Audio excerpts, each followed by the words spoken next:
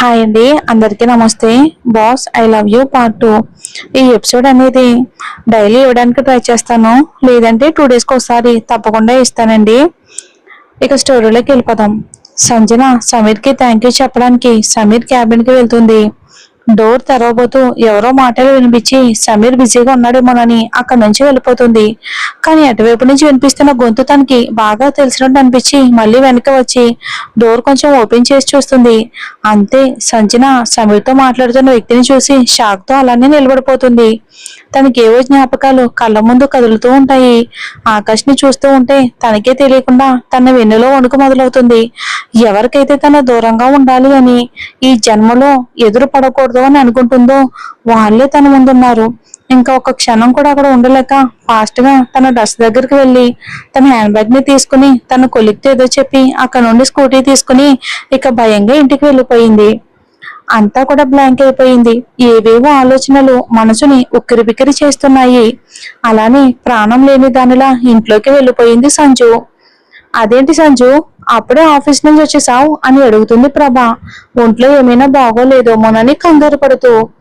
సంజు అసలు అవేమీ వినిపించుకోకుండా తన రూమ్ లోకి వెళ్ళి తలుపు వేసుకుంది. రూమ్ లోకి వెళ్ళి ఆఫీస్ లో ఆకాష్ ని చూసిందే పదే పదే గుర్తు తెచ్చుకుంటూ భయంతో కాళ్ళు చేతులు వణికిపోతూ ఉంటాయి. పదే పదే పాత జ్ఞాపకాలు గుర్తుకొస్తూ ఉంటే చేతికి దొరికిన వస్తువులన్నీ కూడా విసిరేస్తూ పిచ్చిదానిలా ఏడుస్తూ ఉంటుంది పాపం సంజు. ఇదేంటి, ఎంత పిలిచినా పలకుండా రూమ్ లోకి వెళ్ళిపోయింది అని వెళ్ళి సంజు రూమ్ డోర్ దగ్గరకు వెళ్ళి తలుపు తడుతూ సంజు సంజు అని పిలుస్తూ ఉంటారు ప్రభా గారు. అయినా సరే సంజు పలకదు ఒలకదు. ఇక ప్రభ లోపల నుంచి వస్తున్న శబ్దాలకు ఒక్కసారిగా భయపడి సంజు ఏదైనా చేసుకుంటుందేమోనని వాసుకి ఫోన్ చేసి చెప్తుంది. వాసు వెంటనే కంగారుగా ఇంటికి వస్తాడు. అప్పటికే ప్రభ రాఘవ్ గారికి కూడా విషయం చెప్పడం వలన ఆయన కూడా భయంతో ఇంటికి వచ్చేస్తారు. వాసు రాఘవ్ కూడా చాలాసేపు సంజనాని పిలుస్తారు. అయినా సరే సంజన పలకదు. ఇంకా అసలు ఏమీ లాభం లేదని వాసు రాఘవ కలిసి డోర్ని ఒక్కసారిగా బద్దలు కొడతారు. లోపలికి వెళ్లి చూసిన ముగ్గురికి గుండె తరుక్కుపోతుంది. తన చెల్లెల్ని ఈ పరిస్థితిలో మళ్ళీ చూడాల్సి వస్తుందని వాసు ఎప్పుడూ కూడా అనుకోలేదు.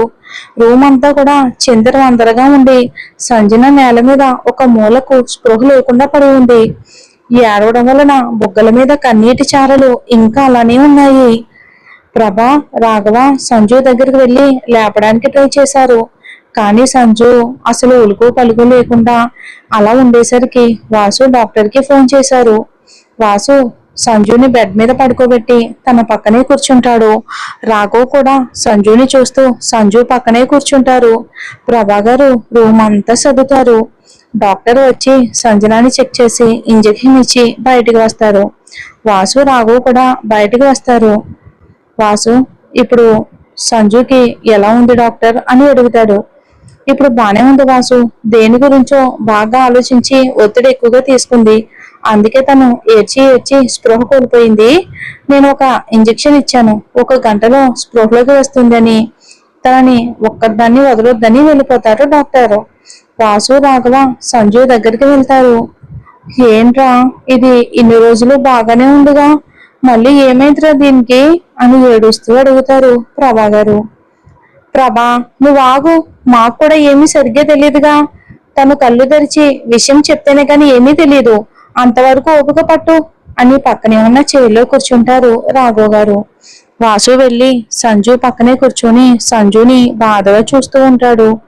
ఒక రూమ్ లో సంజు ఎవరి కోసమో ఎదురు చూస్తూ ఉంటుంది. డోర్ తెచ్చి ఒక వ్యక్తి సడన్ గా లోపలికి వస్తాడు. ఆ వ్యక్తిని చూడగానే సంజు షాక్ అవుతుంది. సంజు అతనితో ఏవేవో మాట్లాడుతుంది. ఆ వ్యక్తి వెర్రిగా నవ్వుతూ సంజు దగ్గరకు వస్తూ తన పైట చెంగును పట్టుకుంటాడు. సంజుకి కోపం వచ్చి ఆ వ్యక్తిని కొట్టబోతుంది. కానీ అతను సంజుని అడ్డుకుని లాగిపెట్టి గట్టిగా సంజు చెంపపై కొడతాడు. అంతే, అతను కొట్టిన దెబ్బకు తూలి సంజు గోడకి గుద్దుకుని అమ్మా అని అరుస్తూ పైకి లేస్తుంది. వెంటనే వాసు రాఘవ ప్రభ సంజుని చూస్తూ ఏమైందిరా, ఏమైంది అంటూ భయంతో దగ్గరికి వస్తారు. సంజు ప్రభాను చుట్టేసుకుని ఏడుస్తూ భయంగా అమ్మా అమ్మా నన్ను కాపాడమ్మా, వాడు వాడు వచ్చేసాడమ్మా అని ఏడుస్తూ, నన్ను కాపాడండి అమ్మా, నన్ను కాపాడండి అని ఏడుస్తూ ఉంటుంది భయంతో సంజన. రాఘవ సంజుని ఓదారుస్తూ, ఏం కాదు సంజు, ఇదిగో నేను, అన్నయ్య, అమ్మ అందరం ఇక్కడే ఉన్నాం కదరా, నీకేం కాదు తల్లి అని ఓదారుస్తూ ఉంటారు. వాసు కూడా సంజుని చాలా సేపే సంప్రదిస్తాడు. సంజు వాసుని పట్టుకుని ఏడుస్తూనే ఉంటుంది. కొంతసేపటికి సర్దుకుని ప్రభ ఒడిలో తల పెట్టుకుని పడుకుంటుంది. సంజు నిద్రపోయిన తర్వాత వాసు రాఘవ బయటికి వచ్చి మాట్లాడుకుంటూ ఉంటారు. ఇంకా వాసు వచ్చి సోఫాలో కూర్చొని ఏదో ఆలోచిస్తూ ఉంటాడు. రాఘవ వచ్చి వాసు పక్కనే కూర్చుని, ఏం ఆలోచిస్తున్నావు వాసు? ఇంకా దేని గురించి నాన్న? సంజు గురించే. ఇన్ని సంవత్సరాల తర్వాత మళ్ళీ అలా ఎలా డిస్టర్బ్ అయ్యింది? అసలు డిస్టర్బ్ అయ్యేంత ఏ విషయం జరిగింది అని అంటాడు వాసు బాధగా తన తండ్రితో. నాకు అదే అర్థం కావట్లేదు. 3 సంవత్సరాల క్రితం ఆ సంఘటన జరిగిన తర్వాత కొంతకాలం ఇలా బిహేవ్ చేసింది, మళ్ళీ ఇప్పుడు ఇలానే చేస్తుంది అంటే అంటే ఏంటి నాన్న మీరు అంటుంది? మళ్ళీ ఆకాష్ని కలిసిందంటారా? అయ్యుండొచ్చు వాసు, మనకు చెప్పకుండా ఇలా రియాక్ట్ అయిందంటే ఏదో జరిగింది. మరి ఇంకెలా రియాక్ట్ అవుతుంది నాన్న? ఒంటి మీద గాయాలు మానిపోయాయి కానీ మనసులో గాయాలు మానలేదుగా అని అంటాడు వాసు. జరిగింది చిన్న విషయమా? నమ్మిన వాళ్ళే మోసం చేశారు అంటే ఎవరైనా ఇలానే ఉంటారు కదరా.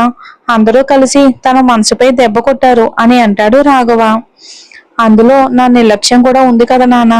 దాని మాటలను ఏ రోజు నమ్మలేదు అని, నేను అన్నయ్యగా ఉండడానికి అర్హత లేని వాణ్ణని అంటాడు వాసు బాధగా తన తండ్రితో.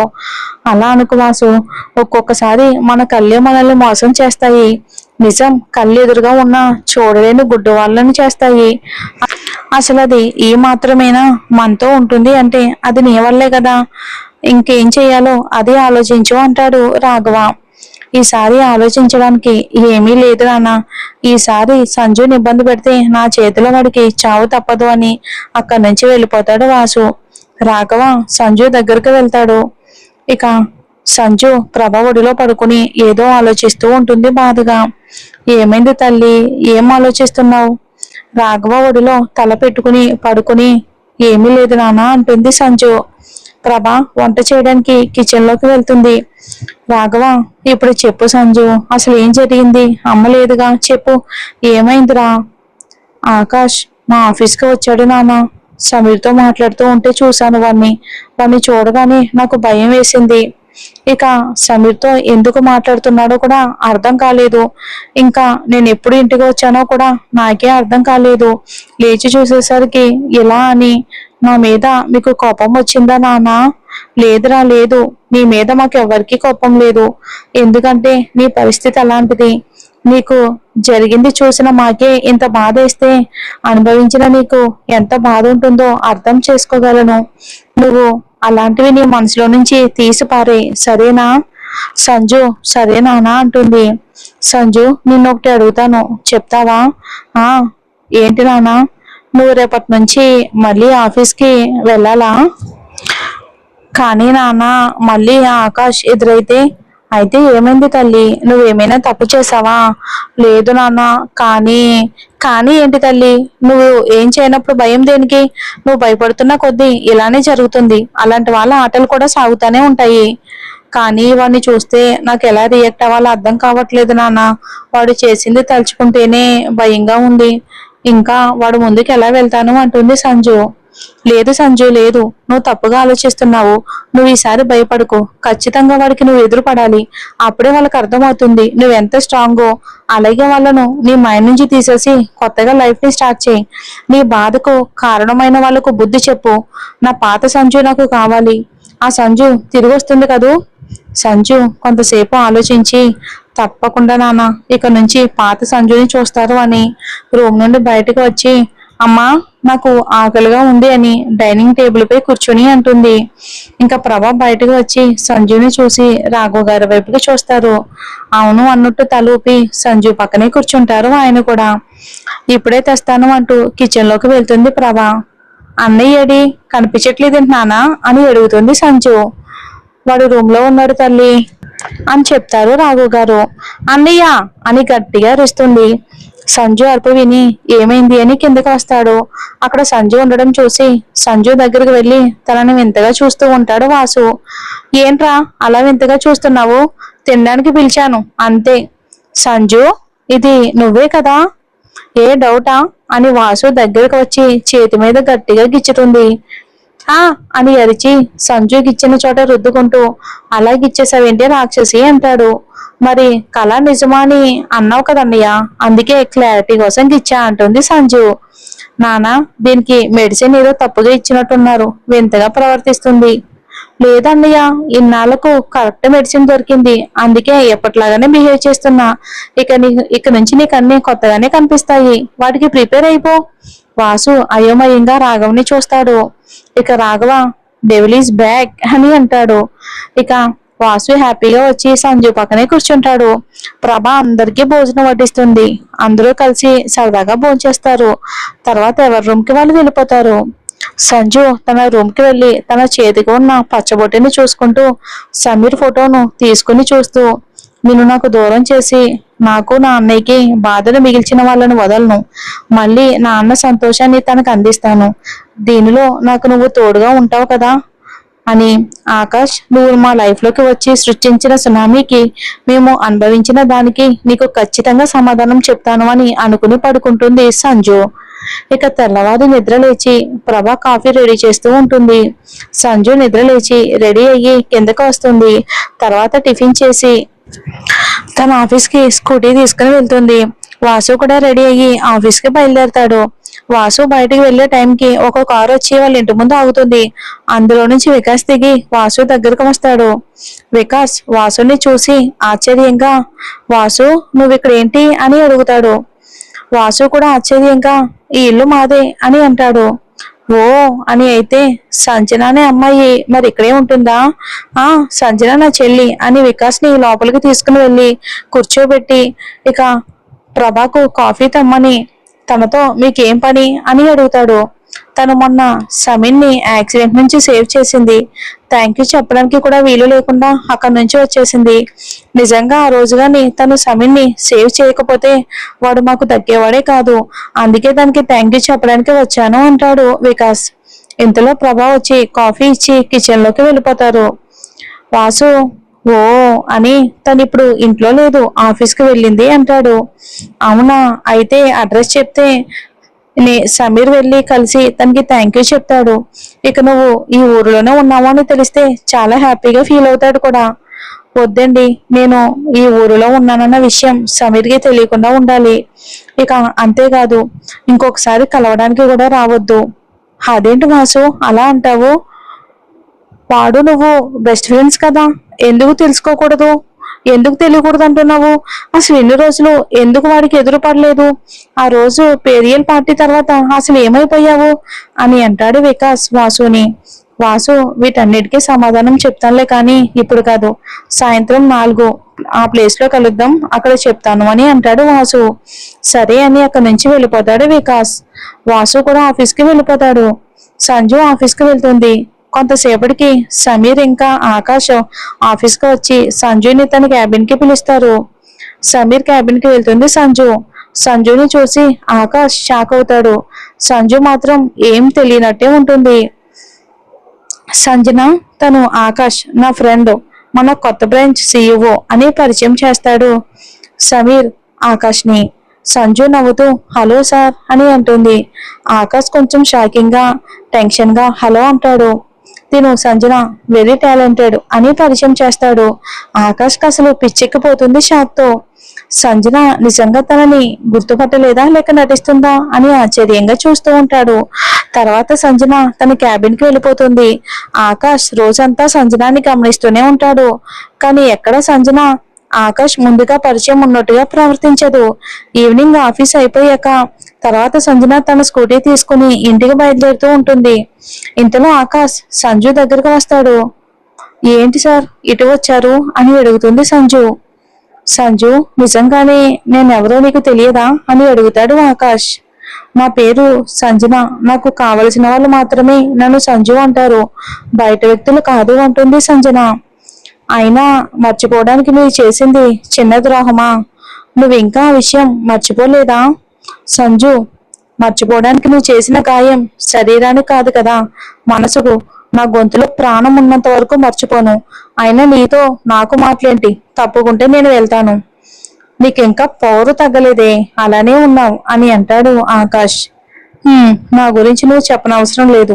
నేను ఎప్పుడూ ఒకేలాగే ఉంటా. ఏం చూసుకునే నీకెంత ధైర్యం అని అంటాడు ఆకాష్. నా అన్నను, వాడే నా ధైర్యం అని అంటుంది సంజు. ఓ, అయితే అందరూ బానే ఉన్నారన్నమాట. ఆ, మేము బానే ఉన్నాం, కానీ ఇక నుంచి నీ పరిస్థితి తలుచుకుంటేనే బాధగా ఉంది.